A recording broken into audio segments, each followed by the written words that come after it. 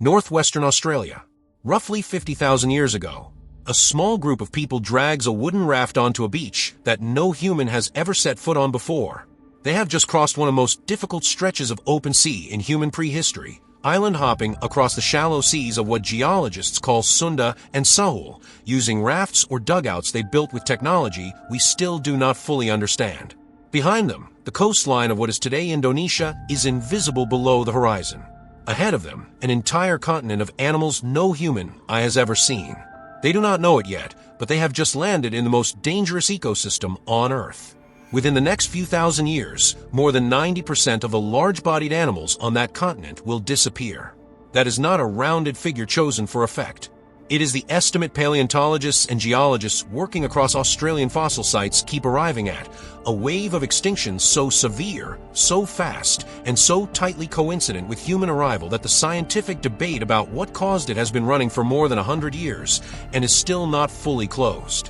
But before that collapse, the continent was ruled by creatures that sound less like animals and more like scenes cut from a nightmare. A land-hunting crocodile with legs long enough to run down its prey on open ground. A monitor lizard longer than a minibus, likely venomous, likely capable of dropping animals 10 times its weight. A snake that killed by crushing and then, unable to swallow its meal whole, sliced pieces out of it with serrated teeth. A marsupial with the strongest bite ever measured, pound for pound, in any mammal on the planet. A flightless bird the size of a small horse. A wombat the size of a rhinoceros. And a landscape that regularly caught fire, dried out, and reshaped itself faster than the animals living on it could adapt.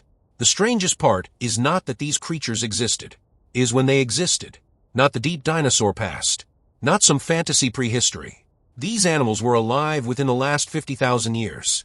Human beings watched them, painted them on cave walls that still exist today, ate them in at least some cases, and, quite possibly, helped kill them off. The central question of this video is simple. What actually lived in Australia when the first humans arrived? What made that world so lethal? And what happened to it? To answer, we are going to walk through the reconstructed ecosystem creature by creature, using fossil evidence from sites like Naracoorte Caves in South Australia, Lake Callabonna, the Bluff Downs region of Queensland, and the sedimentary layers of the Riversleigh World Heritage Area. Every animal you are about to meet is a real, described species with a real fossil record. Every measurement comes from published paleontology. Where the science is uncertain, contested, or based on fragments, we will say so out loud because half the pop culture version of these creatures is built on the most dramatic estimate scientists have ever floated, and that is not the same thing as the accepted figure.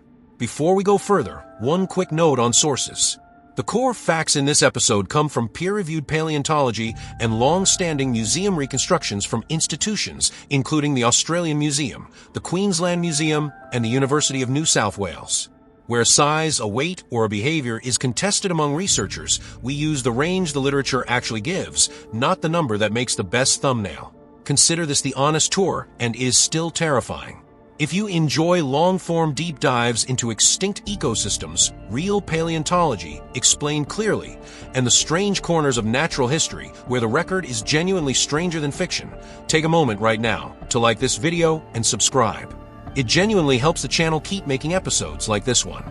And in the comments, tell us which of these animals you had already heard of before, because a few of them are famous, and a few of them almost no one outside academic paleontology has ever encountered. Now, let us step back into the world of ancient Sahul. Because to understand why the animals we are about to meet became the way they were, you first need to understand the strange continent they evolved on. That is where the story really starts. Before we meet the monsters, we need to talk about the stage they walked on. Because the Australia we know today, dry, flat, largely brown, isolated in the middle of the Southern Ocean, is not the Australia these animals evolved in. 50,000 years ago, sea levels were roughly 120 meters lower than they are today. All that missing water was locked up in the continental ice sheets of the last glacial cycle. And when you drop the ocean that far, what emerges from underneath is a much bigger continent. Australia, Tasmania, and New Guinea were not separate islands. They were joined together into a single landmass that geologists call Sahul. Sahul was about a third larger than modern Australia. The Gulf of Carpentaria, which today separates Australia from New Guinea, was a broad inland plain. The Bass Strait, which today separates Tasmania from the mainland, was a land bridge. and on the west and northwest coast, hundreds of kilometers of what is now shallow ocean were exposed as savanna and forest. This mattered enormously for the animals living on it, for two reasons. The first reason is isolation. Even at the low sea maximum, Sahul was still separated from Asia by open water. The nearest island in the chain, Timor, sat about 90 kilometers away across a strait too deep to ever dry out. That is why almost every large animal on Sahul was a marsupial or a monotreme, not a placental mammal. When Australia broke away from Antarctica somewhere between 40 and 50 million years ago, it drifted north carrying an evolutionary lottery ticket. The mammals on board were mostly pouched. No lions arrived. No wolves. No bears, no deer, no antelope, no big cats. Every ecological role those animals fill on other continents, apex predator, browser, digger, climber, would eventually get filled on Sahul, but by something completely different. This is why the animals in this video keep sounding wrong. A marsupial the size of a rhinoceros is wrong. A lizard the size of a saltwater crocodile is wrong. A wombat that weighs more than a hippo is wrong. They are only wrong from our perspective. On Sahul, they were the correct answer to the ecological problem because the usual answers never arrived. The second reason geography mattered is climate. Sahul was not a stable continent. It was and still is sensitive to the great climate cycles that drove ice ages elsewhere. Long droughts alternated with wetter phases. Inland lakes filled and dried. Grasslands expanded and contracted. Fire cycles were intense enough that fossil charcoal layers show us the continent was burning regularly for hundreds of thousands of years before humans ever arrived, though the pattern of that burning did shift after human arrival. A continent that swings that hard climatically tends to select for animals that are large, tough, and able to travel long distances between food and water. It also selects for reptiles because reptiles can go longer without eating, need less water, and cope with high temperatures better than most mammals of the same size. Put all of this together and you get an ecosystem that looks from the outside like someone made the wrong call on every design decision. The apex predators were not mammals. They were reptiles. The largest herbivores were not hoofed animals. They were oversized wombats and flightless birds. The mid-sized carnivores were pouch climbers with retractable claws. And there was very little in the way of a middle. Sahul had giants, and it had small marsupials, and comparatively little in between, which is one reason the collapse of the giants would eventually leave the ecosystem so top-heavy in a way we still see the consequences of today. One more piece of context matters before we start naming names. When paleontologists talk about the Australian megafauna, they usually mean animals over about 45 kilograms, roughly 100 pounds. Under that current definition, Australia had somewhere between 60 and 90 species of megafauna at the start of the late Pleistocene, depending on which taxonomic decisions you accept. By the time humans had been on the continent for about 10,000 years, that number was down to a handful. The specific animals in this video are the ones we know the most about, and the ones whose reconstructions are the most confident. But they were far from alone. They were the standout members of a much longer cast, and the cast list itself was shrinking faster than any comparable ecosystem on the planet. Now, with the stage set, let us meet the first monster. The first thing you need to unlearn about crocodiles is the idea that they belong in water. That mental image, the ambush predator floating with only its eyes and nostrils above the surface, is a modern one, based on the 24 or so crocodilian species alive today. Look at the deeper fossil record, and crocodilians turn out to have tried almost every possible ecological role at some point, including terrestrial hunting. And in Pleistocene Australia, one of the animals that filled the terrestrial predator role, in a country where lions and wolves had never evolved, was a genuine, taxonomically legitimate crocodile that ran down its prey on dry land. Its name was Quinkana. The name comes from Quinkans, spirit beings from Aboriginal traditions in Queensland, and is one of the more haunting names in Australian paleontology. The animal itself belonged to a family called Megalania, a lineage of crocodiles that evolved in isolation in Australia and the surrounding Pacific Islands after the continent drifted away from Antarctica. Megalanians are, in evolutionary terms, extremely interesting because they are what happens when crocodilians are the only large reptilian predators on a continent, with no large placental carnivores to compete with. They diversified. Some stayed in the water. Others moved onto land. Quinkana was the one that went fully terrestrial. Physically, Quinkana looked like a crocodile that had been redesigned by someone who had heard of crocodiles but never seen one hunt. The most common estimates put adult length at around 3 meters, which is about 10 feet, with body weights in the range of 200 kilograms. Larger individuals have been proposed based on fragmentary remains, with some scaled estimates suggesting body lengths approaching 6 meters, though those larger figures rest on limited material and are not universally accepted.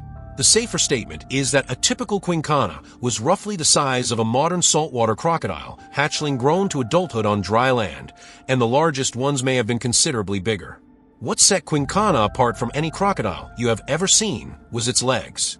In modern crocodiles, the legs sit almost sideways, and the animal spends most of its time low to the ground. In Quinkana, the limbs were proportionally longer and set more upright underneath the body. Paleontologists reading the skeletal proportions have concluded that Quinkana could hold itself while clear of the ground and move with something closer to the gait of a running lizard than a sprawling crocodile. It probably could not chase prey down over a long distance the way a wolf can, but over short bursts on open ground, it was almost certainly capable of speeds that a running human would find impossible to outrun. And then there were the teeth. This is where Quinkana stops sounding like a crocodile and starts sounding like something that should not exist. Instead of the conical, gripping teeth typical of aquatic crocodilians, which are designed to hold a struggling animal and drown it, Quinkana had teeth that were flattened side to side, curved, and heavily serrated along both edges. Paleontologists call this type of tooth xiphidont. It is the same basic tooth shape you see in large theropod dinosaurs and in some extinct terrestrial mammals like the saber-toothed carnivores. Xiphidont teeth are not for holding on. They are for slicing. Every bite carves. Every bite takes flesh with it. On a terrestrial predator, that dentition tells you something specific. This animal was not built to drown its prey. It was built to wound it, follow the blood trail, and finish it on land. The picture that emerges is deeply unsettling. Imagine a crocodile that does not need water. Imagine it standing upright on longer legs, able to trot across open ground, able to sprint short distances, with a jaw full of serrated blades instead of pegs. Imagine that this crocodile is not the largest predator on the continent, only one of the top few. Imagine it competing for kills with a giant venomous monitor lizard and a marsupial with the strongest bite pound for pound of any mammal. That is the world we are describing. And Quinkana is only the opener. There is one more detail worth noting before we move on. The skeletal evidence for Quinkana also includes features consistent with reasonable swimming ability. So even if you did the sensible thing and jumped into a river to escape one, you were not automatic. There's a specific moment in every Australian paleontology exhibit when visitors go quiet. It usually happens at the reconstructed skeleton or the life-size model of a lizard that has no right to exist. The label on the display used to read Megalania. Modern museums have updated it to Varanus priscus, but almost nobody outside of academic paleontology uses the new name. To the general public, and to most of the videos and articles you will ever read about this animal, is still Megalania, which translates roughly as the Great Roamer. That name was earned. Varanus priscus was a monitor lizard. That is the important framing to hold on to, because monitor lizards are still around today. The largest one alive is the Komodo dragon, which reaches about 3 meters and 100 kilograms, and is already, by any reasonable standard, one of the most alarming reptiles on the planet. Now hold that image and scale it up. Megalania was at the low end of accepted estimates, around 3.5 meters long, and weighed roughly 160 kilograms. That is the conservative number, the one you see in cautious peer-reviewed papers. It makes Megalania about the length of a large sea lion, and roughly the weight of a reindeer. Not comforting, but comprehensible. The problem starts at the upper end of the estimates.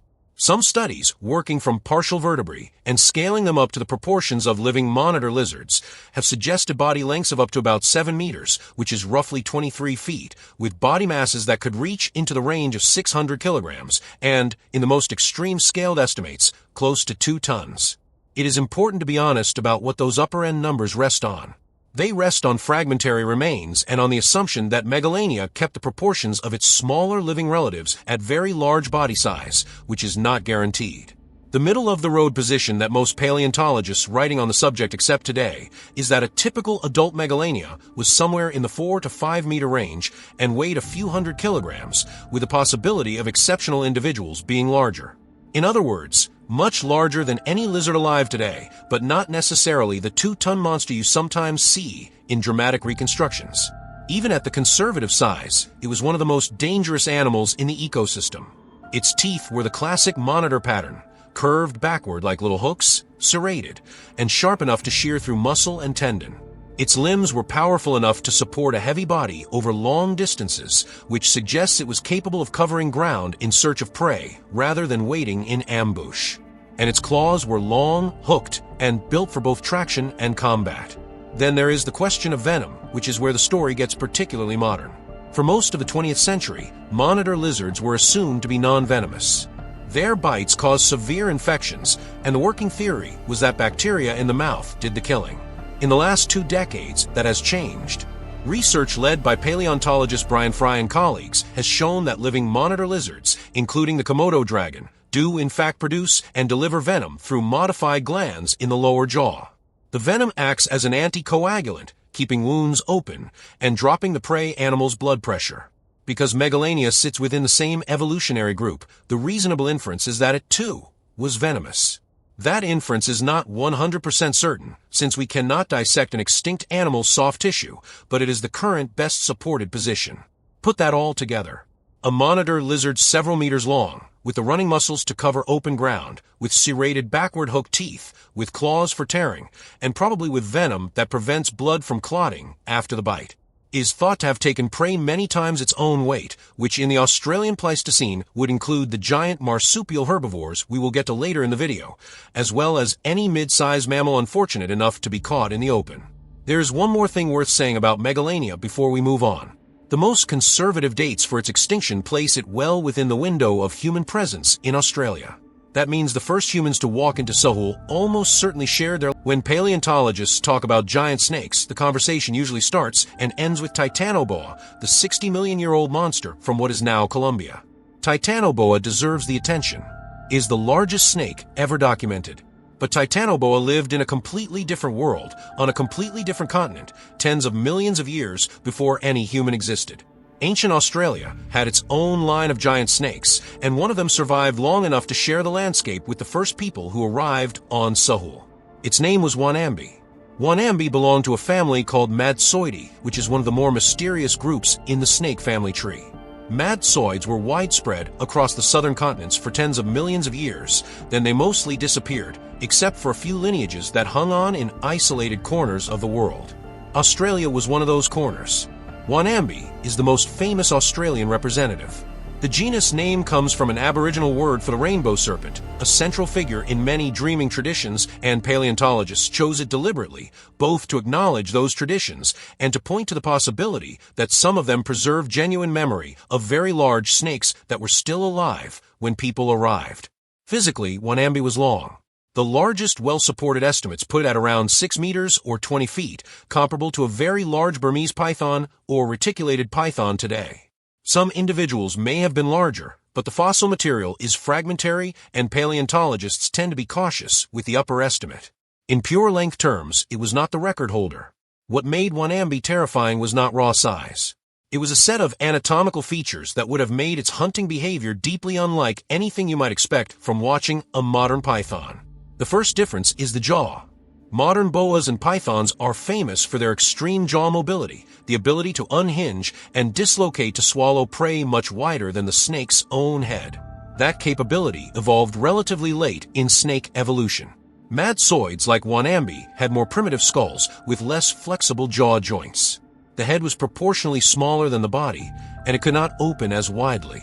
That sounds like good news for prey, right up until you understand what the alternative was. A snake that cannot swallow you whole still has options.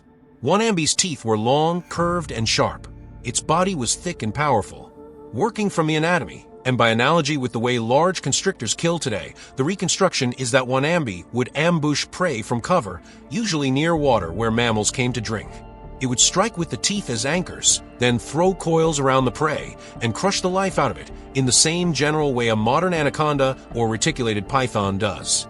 What happened next is the departure. Because Wonambi cannot swallow a large mammal whole, it would use its teeth and the leverage of its muscular body to tear pieces off the carcass and swallow those. Some reconstructions suggest disembowelment as a natural consequence of that feeding style. Whether that specific detail is right or not, the general picture is unmistakably grim. Wonambi was not venomous. In an ecosystem where the monitor lizards were probably venomous and the crocodiles had ziphidont-slicing teeth, choosing not to be venomous is a strange choice. But Wonambi did not need venom. Its threat was mechanical. It could pin a wallaby-sized animal in a matter of seconds and, at the upper end of its size range, was almost certainly capable of subduing prey at the scale of a small kangaroo or a juvenile of one of the larger megafaunal mammals. For a human walking along a river in Pleistocene Australia, Wonambi represented a very specific kind of risk. Constrictor snake attacks on humans are extremely rare today, but they do happen, and there is anthropological evidence from some current tropical populations that snake ambush is a non-trivial cause of adult mortality. In an Australia that had not yet been reshaped by 10,000 years of human presence, that risk would have been substantially higher, especially around water sources. Every ecosystem needs a big mammalian predator. That is what the textbook says. Lions on the African savanna, wolves on the northern steppes, tigers in the forests of Asia, jaguars in the Amazon basin. Big teeth, big body, group or solo hunter, apex position on the food chain. Australia never got the memo. The continent had no cats, no dogs, no bears. It did, however, need something to fill the ecological role of the mid to large mammalian carnivore. What evolved to fill that role was one of the most bizarre animals in the history of mammalian evolution. Its name was Thylacoleo carnifex, and it was, on paper, a lion made out of a wombat. That is not an exaggeration. Thylacoleo was a marsupial, part of the same broad group that includes koalas, wombats, kangaroos, and possums. Its closest living relatives are, in fact, the modern koala and the wombat, both of which are peaceful herbivores. Somewhere in that lineage, in the deep past, a branch diverged and started doing something completely different. It got larger. It got carnivorous. It got teeth. And by the late Pleistocene, it had become the dominant medium-sized mammalian predator on Sahul. The size numbers on Thylacoleo are already striking. Average adults ran to around 100 kilograms, roughly the size of a European wild boar, and the largest known individuals approached the size of a modern female lion or tiger. That places it right in the middle of the modern big cat weight range. But what made Thylacoleo terrifying was not its overall size. It was the way that mass was distributed and the tools that came with it. The skull is where everything strange starts. Thylacoleo had a relatively short face, wide cheekbones, and enormous muscle attachment sites for the jaw. Biomechanical modeling of its bite has consistently produced one of the most quoted numbers in mammalian paleontology. Pound for pound, its bite is estimated to have been the strongest of any known mammalian predator, exceeding, on a per-kilogram basis, the bite of a modern lion by a considerable margin. In absolute terms, a fully grown Thylacoleo could probably bite with more force than a lion 2.5 times its body mass. The catch is that this was achieved partly by having a smaller, less complex brain, which freed up cranial space for jaw muscle attachments. Not the trade-off you would want in most animals. Very much the trade-off you would want in an ambush killer. The teeth followed the same design logic. Thylacoleo had unusually large front teeth, called incisors, that projected forward like blades. These were combined with a set of enormous, blade-like cheek teeth, called carnassials, that ran along the sides of the jaw. Instead of the puncture-and-hold canine strategy of a modern big cat, Thylacoleo's dentition seems built for a scissor bite. The front incisors pierce and hold, while the carnassial blades shear straight through soft tissue, blood vessels, and probably the windpipe or spinal column. Some studies suggest that a Thylacoleo could kill a large prey animal in under a minute, which is significantly faster than the several minutes to a quarter of an hour it can take a modern lion to suffocate a similarly sized target. Then there are the claws. Each front foot carried a single large, semi-retractable claw sitting on a modified thumb that was partly opposable. That is an extremely unusual arrangement. It gave Thylacoleo the ability to grip prey with something closer to a gripping hand than a padded paw. Combined with strong forelimb muscles, it made this animal not only a killer, but a climber. There is credible evidence, both from the skeletal proportions and from analysis of some fossil sites, that Thylacoleo was comfortable in trees. It may well have dragged kills up out of reach of scavengers, in the same way that a modern leopard hauls carcasses into the canopy. The paintings of large predators on some rock art sites in northern Australia have been argued by some researchers to be depictions of Thylacoleo, though that interpretation is not universally accepted. The overall the word herbivore does a lot of unhelpful work in the popular imagination. It tends to conjure something docile, gentle, and safe: a cow in a pasture, a rabbit in a hedge, a deer at the edge of a forest. Real ecosystems have never worked that way. A modern hippopotamus is a herbivore. So is a Cape buffalo. Both routinely kill humans, and both are more feared by African guides than lions. Australia during the late Pleistocene had its own hippo and buffalo problem. The specific animals were different, and in some ways they were even less approachable, because when you are surrounded by predators like the ones we have already met, being a herbivore that is easy to kill is a losing strategy. The Australian plant eaters adapted accordingly. Start with Diprotodon optatum. Diprotodon was the largest marsupial that has ever lived. Its closest living relative is the modern common wombat, which weighs about 30 kilograms. Diprotodon weighed up to about 2.5 tons, with some estimates running higher, which puts it in the same weight class as a modern Asian elephant. It stood roughly 1.8 meters at the shoulder and could stretch to about 3 meters, or nearly 10 feet, from head to tail. In practical terms, this was a wombat the size of a small hippopotamus. Its skull was massive, with heavy jaw muscles and molars capable of grinding through tough vegetation.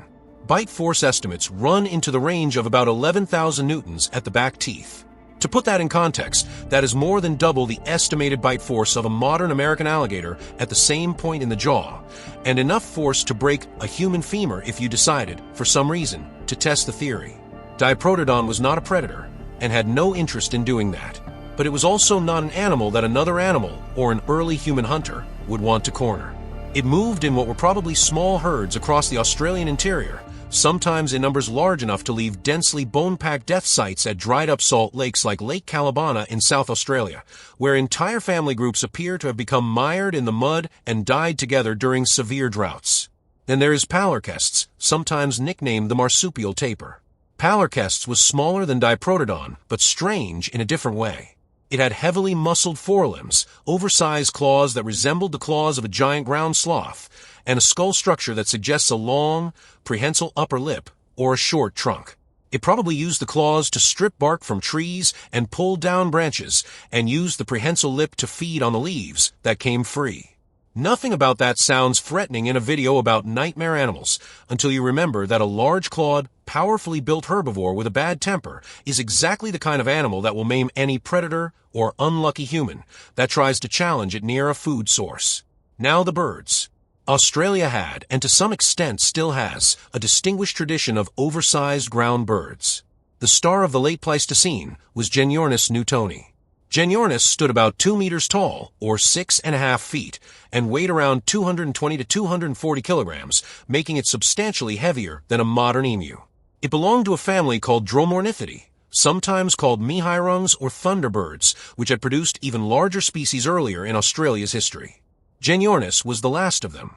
Despite their menacing appearance, Dromornithids are now generally accepted to have been plant eaters.